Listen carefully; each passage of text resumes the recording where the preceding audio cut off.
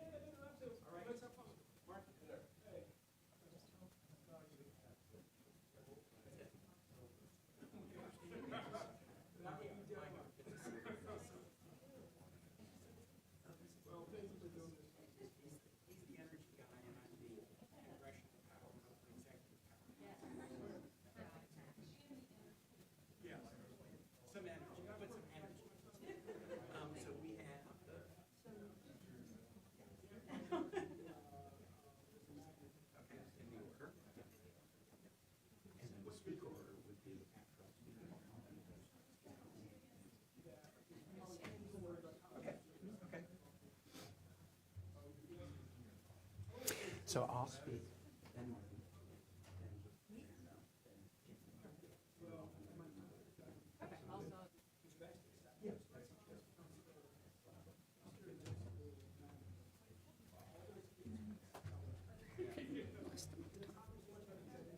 Yeah. Got it.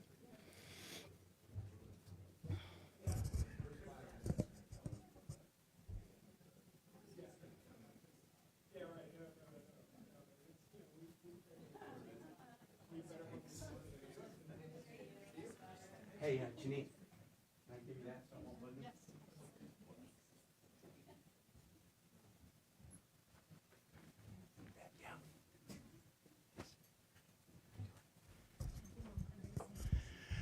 Well, let me welcome everyone here. We've got a great group for you on a really important topic. I am glad to be joined by my colleague, Martin Heinrich, who is the Senate Democratic thought leader and policy leader on energy issues.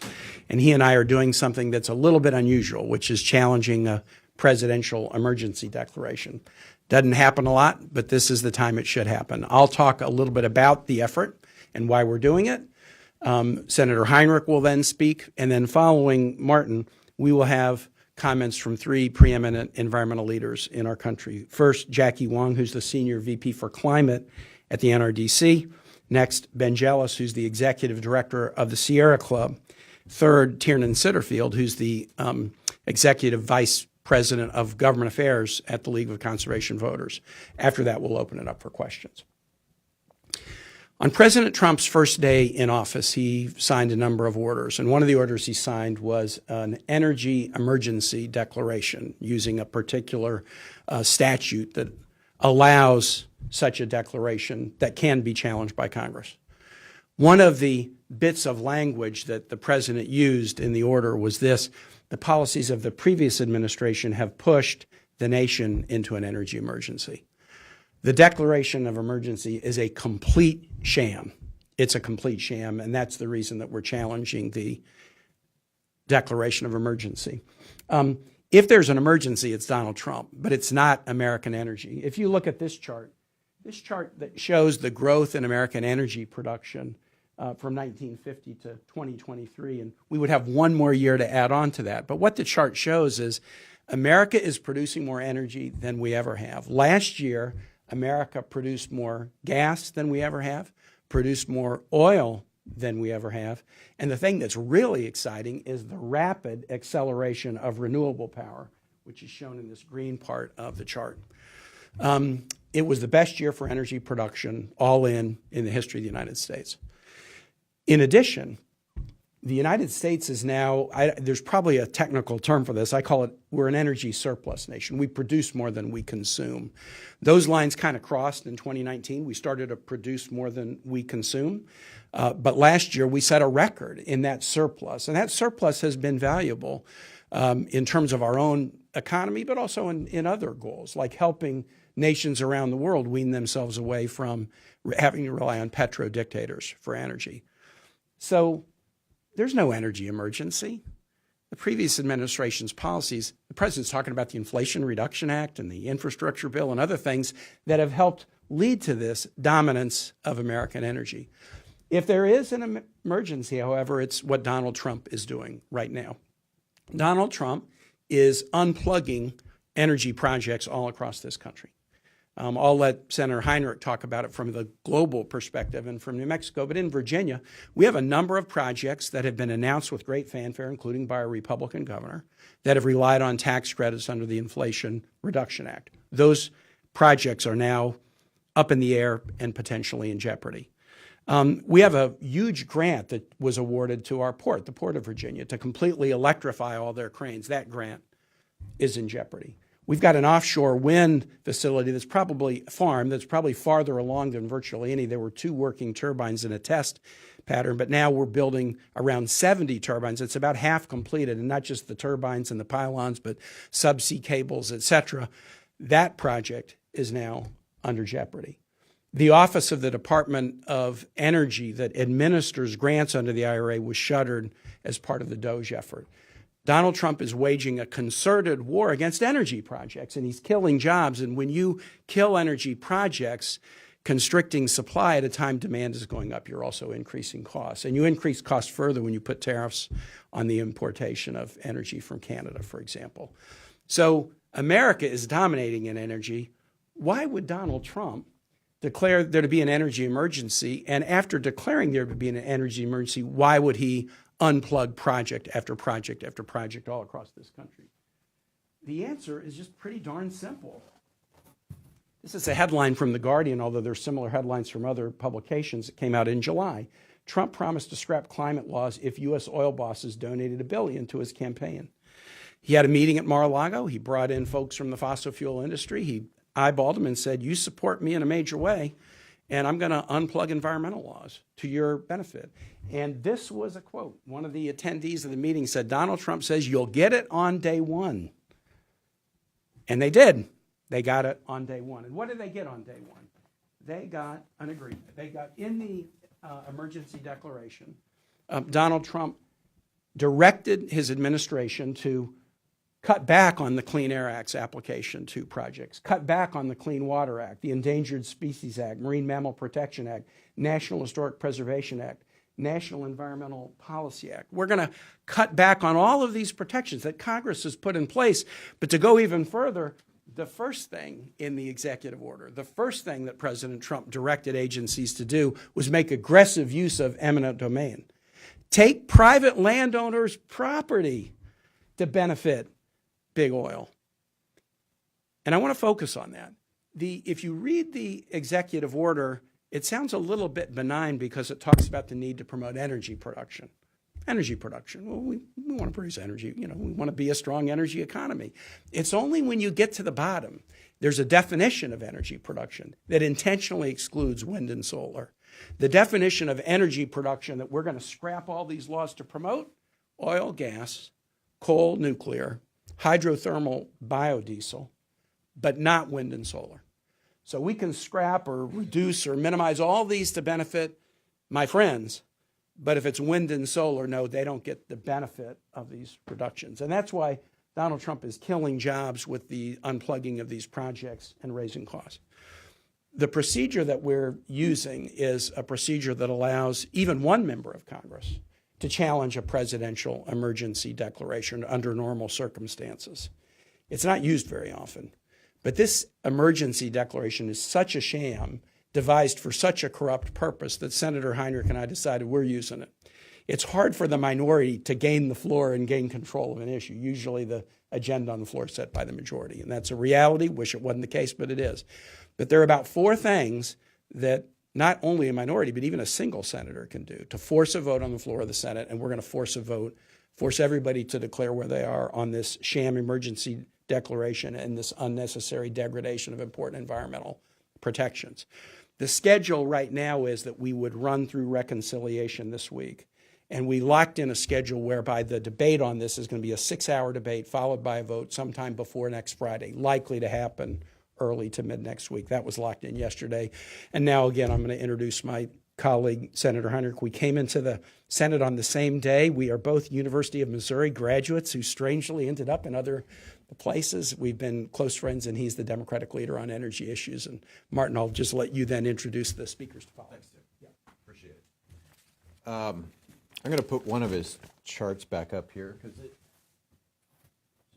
really sort of reinforces the reality of where we are today because of the incredible work of the last decade, really.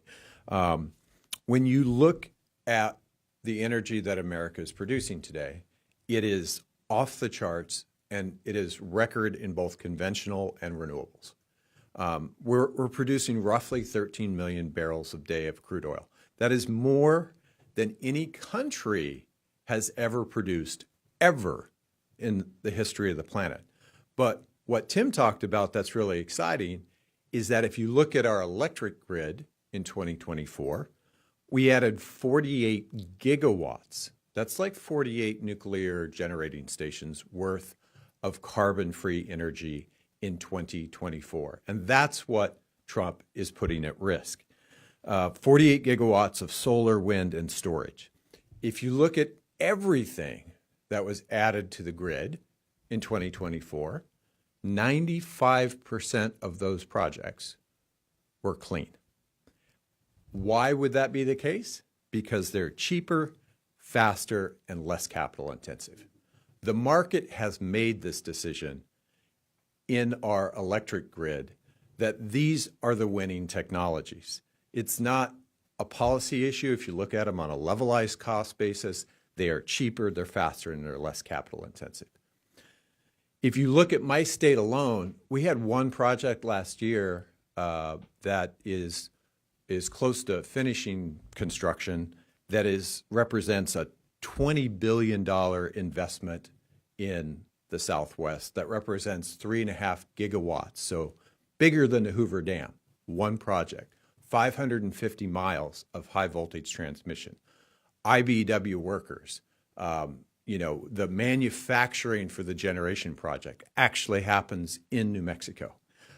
Why is that? Because we created certainty around permitting, tax structure, and that gave people the confidence to build a big thing in America again. Like, we need to be able to build big things if we're going to solve the climate crisis. But for years, it was almost impossible. We are doing that now. And we've brought manufacturing back to the United States as part of this energy renaissance. What this fake emergency does is it injects uncertainty back into those markets. So capital, tax structure, permitting, all up in the air. You have the Army Corps of Engineers paralyzed, not knowing how to implement these executive orders and the emergency declaration. So permits are not getting processed. There are people in the public land agencies that permit many of these projects that have to cross lots of boundaries and cross public lands. Well, lots of those people are getting sacked as we speak. And so what we're doing is we're taking a moment when we should be proud of what we've been able to accomplish and our leadership in the world right now. And the president is injecting enormous amounts of uncertainty. If you're thinking about opening a new factory and you don't know what the tax structure is going to look like in 2025 because of their budget bill and because of their emergency and the actions at our agencies, you don't know if you can get a permit. All of this is going to have a direct impact on skilled trades jobs, and most importantly for the public to understand, it's going to drive up your electric costs. Full stop. Your electric rates are going up. Why are they going up? Because we're at a moment when we're seeing the biggest increase in electricity demand since everybody could finally buy an air conditioner. Like, it's been decades since we've seen surging demand in this country.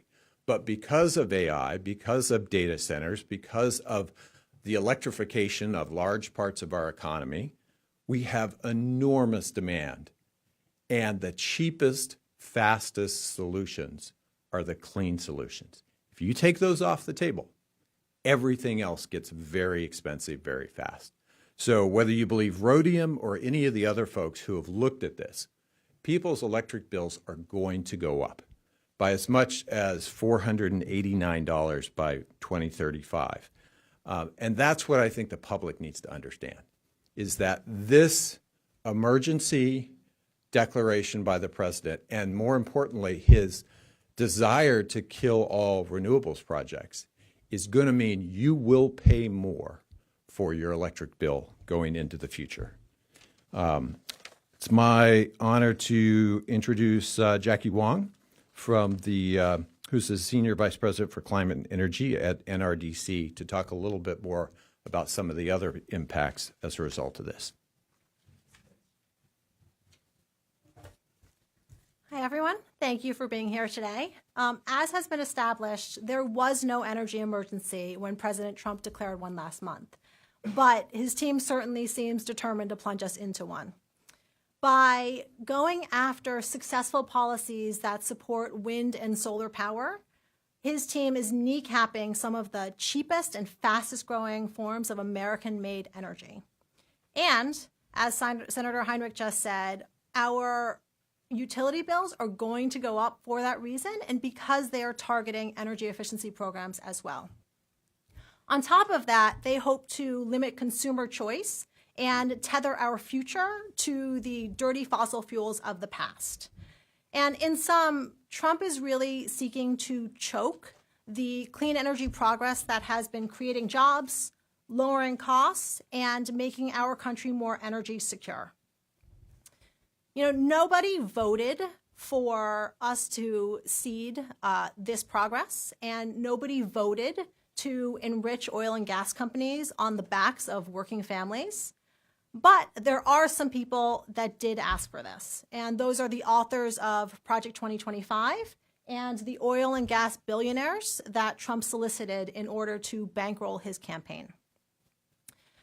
Trump falsely declared an energy emergency in order, as a pretense, to basically be able to assert authorities that he does not have and to justify a whole bunch of actions that will lock our country for decades to come into dependence on fossil fuels that are fueling the climate crisis. And so let me just put extra emphasis on this. There is no energy emergency, but there is a climate emergency.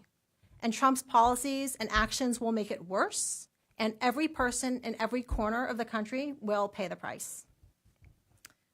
With that, I'd like to turn it over to Vangelis.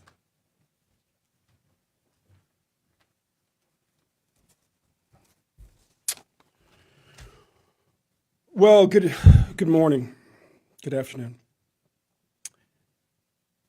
Donald Trump and Elon Musk are rigging this economy to benefit their billionaire buddies.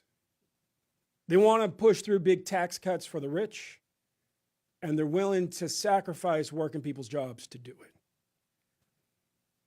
Last time I was crisscrossing the country on behalf of a green group, I was 20 years old.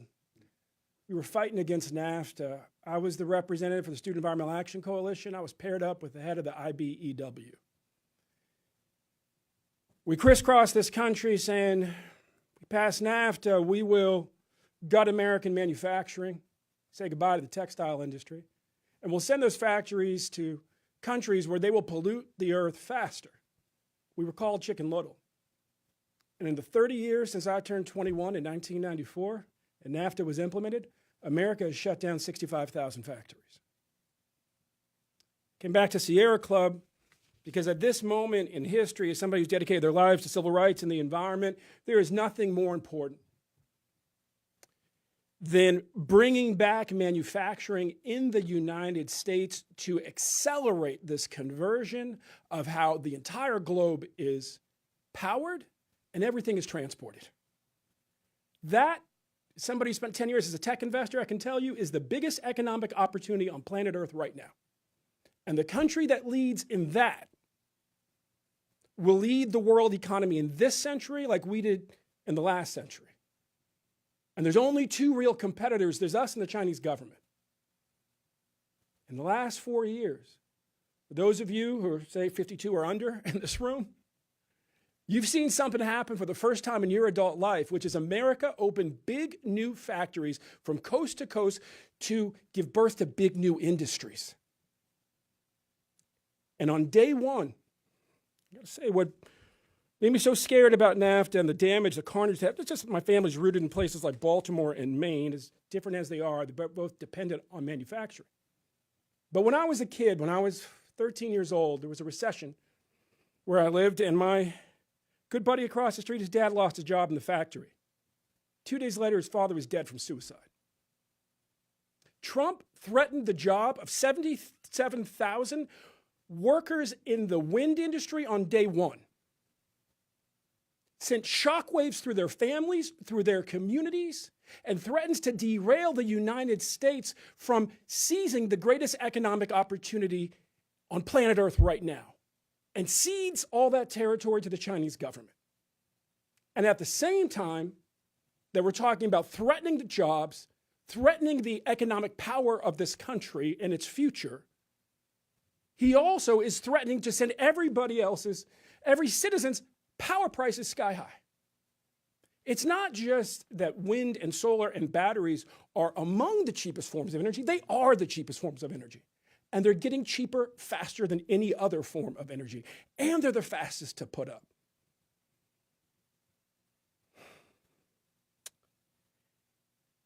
We are hanging in the balance right now of history as far as the ability of America to start really turning around the economic fortunes of working families by rebuilding its manufacturing sector, the ability of this country to truly get inflation and cost of living under control by driving down power prices, which when they go up, drive the price of everything else up. And quite frankly, of realizing our moral obligation to accelerate ourselves away from this dependence on fossil fuels. I'm very grateful for the courage of these two senators for standing up and pointing out the obvious. Donald Trump lied to the American people. Donald Trump lied to the American people to benefit billionaires. Donald Trump's objective here is to cut taxes and to allow fossil fuel industries to continue to destroy beautiful places across this country in the interest of greed when we got a better alternative. It's time for our country's people to really, frankly, rise up and demand that the president of these United States put their interests first when it comes to prices, their interests first when it comes to jobs, and our interests first when it comes to leading the world economy in this century. Thank you. With that, I'll turn over to my esteemed colleague, Tiernan Sittenfeld from LCV. Thanks, Ben. Hi, everyone. I'm Tiernan Sittenfeld with the League of Conservation Voters. Thanks to everyone who's here in the nation's capital and to those of you who are following online as well. And huge thanks to Senators Heinrich and Kaine and to your co-sponsors, Senators Hirono, Markey, Merkley, Reed, Sanders, Schatz, and Van Hollen. I think I got them all. You can add if not, for your tremendous leadership in leading this common sense resolution to push back on this sham Trump energy emergency. Trump and Musk's illegal attacks on affordable clean energy in this country are killing American jobs. They are hurting our economic competitiveness. They are rising prices for Americans, families, and communities that can least afford it. And of course, they are worsening the climate crisis. To be clear, this is not about lowering energy prices for Trump and Musk. On the contrary, this is about driving up prices and fossil fuel CEO profits at our expense, at the cost of the choices that we can make in clean energy. We are not in an energy emergency, other than, as we're seeing, the one that Trump is doing his damnedest to create. In fact, Trump inherited a thriving clean energy economy with more than 400,000 new jobs and more cheaper and cleaner energy than ever before. Yet Trump and Musk are desperate to repeal, to impound, to freeze the very clean energy investments that are lowering energy prices for America's families and that are creating so many jobs, the majority of which are in districts across this country that are currently represented by Republicans. And they are doing this all so that they can pay for the tax cuts for their billionaire buddies. Trump and Musk are firing the civil servants who work hard every day to keep our electricity grid safe and secure, and they are gutting the clean energy industries that employ thousands of other workers all across this country. And yes, Trump and Musk are threatening the air we breathe, the water we drink, the lands that we cherish most with permanent destruction, all so that Trump can make good on his promise to big oil CEOs to drill, drill, drill. I could go on and on and on about the harm and the suffering that Trump and Musk are already causing, but there isn't enough time in the day. And I also know, I'm sure the reporters here are eager to get to Q&A. So I will wrap up by saying that it is past time for congressional Republicans to stand up to Trump and Musk's cruelty, chaos, and catastrophic impacts. Supporting this common sense resolution is an excellent place for them to start. Later this week, the Sierra Club, LCV, NRDC, and more than 100 other organizations will be sending a letter to the full Senate urging them to vote yes on this resolution. And LCV will strongly consider including this vote in our 2025 National Environmental Scorecard. So thank you again to Senators Heinrich and Kaine, and I'll turn it back to Senator Kaine. Thank you, Tiernan. What great speakers. Ben, you said something that kind of made me laugh, although it wasn't really funny. You thanked Martin and I for the courage to state the obvious. It shouldn't be courageous to state the obvious. It should be obvious to state the obvious. But we're kind of in short supply of folks who will state the obvious. And the obvious statement is there's no emergency other than the one that President Trump, as Tiernan said, is trying like hell to create. With that, we'd love to open it up and take questions, please. Yeah, Josh. How concerned are you that Trump could actually succeed at using the powers that this order is designed to unlock and fast track fossil fuel projects? We already see the Army Corps sort of establishing a bucket of projects that they qualify and bypass the Clean Water Act. We saw Trump put out an order late yesterday to assert control over FERC, which they used in the first Trump administration to try to subsidize coal and nuclear plants. I mean, what's your level of concern if it can actually succeed? I mean, it's going to have an impact, and it's going to have an impact on jobs that will be negative. What the scale of that, we don't know yet. It will have an impact on prices. There's no question about that. Prices are going to go up because they're not letting the market do its work. What I will say is we've created a juggernaut. These industries are not going away. When you look at a grid that had 95% of its generation last year come from non-carbon sources, that means the market has spoken. How much damage they can do in the next 4 years, I think that's an open question. But this industry is now doing more deals per day than conventional energy is by roughly a factor of 2. It is not going away, and we're going to do everything we can to fight to make sure we keep those jobs and we keep people's electric rates as low as possible. One thing I'll add to it is, this is our energy guy, and I'm kind of here because I'm like the Article 1, Article 2 fanatic. And look, this is an opening salvo on day one of the president. I don't think I can get Congress to do this. So let me just declare a fake emergency and I'll do it myself. And a fake emergency unchallenged will lead to a whole lot of other fake emergencies and a whole lot of other power grabs. So that's one of the reasons we're doing this on this day one order that he entered, because we are worried about him using this even more going forward. Please. Hi, Kelly Lunny with Bloomberg Government. What are you hearing from your Republican colleagues, at least maybe privately, about this national energy emergency and any of the other energy climate moves that the Trump administration has made, particularly those who represent districts where clean energy is a source of the economy? The willingness to state the obvious, that's what your question is about. We're seeing green shoots, I guess is the way I would describe it, if I can kind of describe it broadly.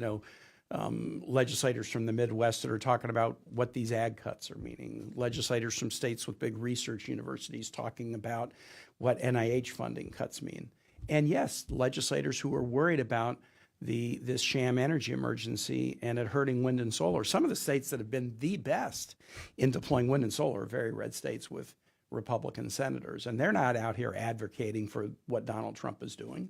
There was a good article in the Wall Street Journal yesterday, I hate to mention a competitor, but it was an article about conservatives starting to be nervous about these broad assertions of executive power. And they used the sham energy emergency declaration as one of the examples of people like, wow, because remember, there's going to be a Democratic president in the future. And if you start to allow sham emergencies to be declared to justify things that are driven by other nefarious motives, then that becomes a precedent that is a dangerous precedent to open. So we are hearing concerns about it.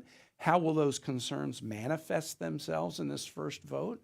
I mean, I'm a pretty realistic guy. I don't think we're going into this thinking that, barely 6 weeks into the Trump administration, everybody's going to stand and say, you're right, we got to stand up against you. But we're going to make the case that you're cutting jobs. We're going to make the case that you're raising prices. And the way this particular tool works, if we are not successful, you come back 6 months later and renew it. You do it. If you're unsuccessful, you come back 6 months later and renew it. And I'll tell you what, if we're not successful next week, when we come back in 6 months to renew it, we're going to be able to show that prices have gone up. We're going to be able to show that jobs have been cut. We're going to be able to say, I told you so. You should have listened to us and you should have protected your constituents. Please.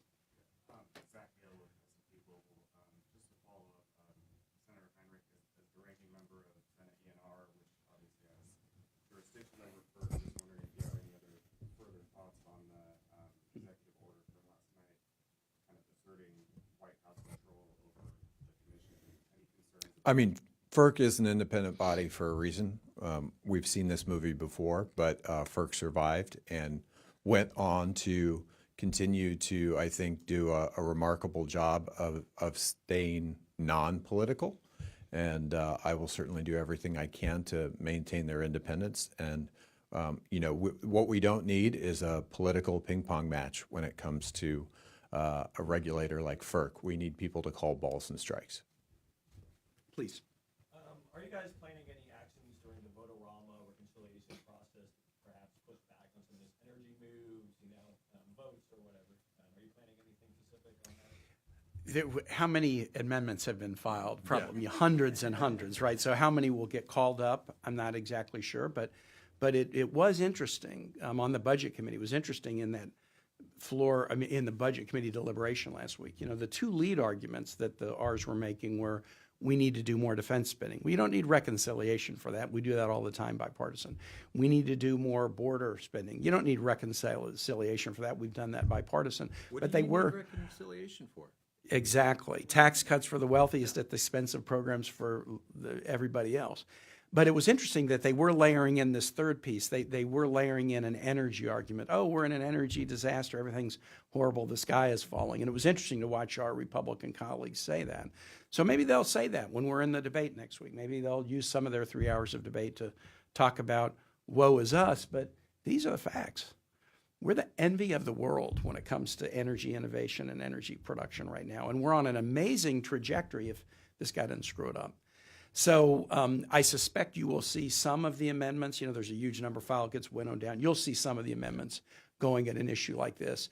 The main fight on this will be after reconciliation is done, but you'll see us queue up the topic as part of the reconciliation discussion.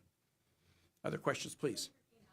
If you could help our friends at Telemundo, would you mind just saying something in Spanish about this joint resolution and forcing a vote on this and why it's so essential? Es difícil para los demócratas en minoridad a tener oportunidades para votar en nuestras prioridades.